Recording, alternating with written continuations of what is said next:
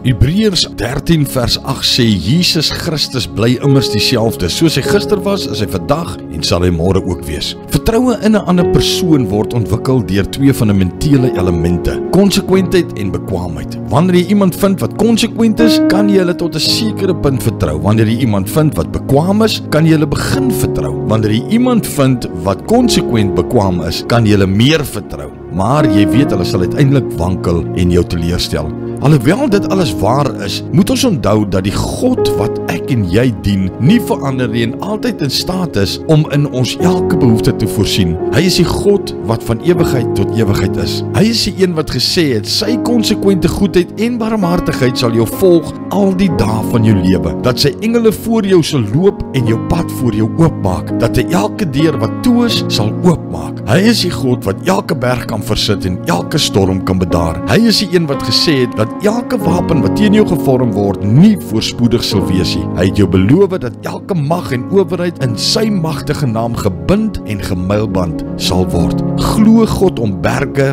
in jou môres te versit wat groter is as enige berg wat hy in jou verlede gehelp het om te oorkom. Onthou, hy is getrou. Maar Vader, baie dankie Here vir hierdie kosbare woord vanmôre vir my siel. Dankie Here dat ek kan weet U is altyd getrou. U is vandag, môre, gister, U is altyd dieselfde. U verander nooit. U het my lief. U die beste vir my instoor en U is altyd daar vir my. En ek bid dit in Jesus se naam. Amen.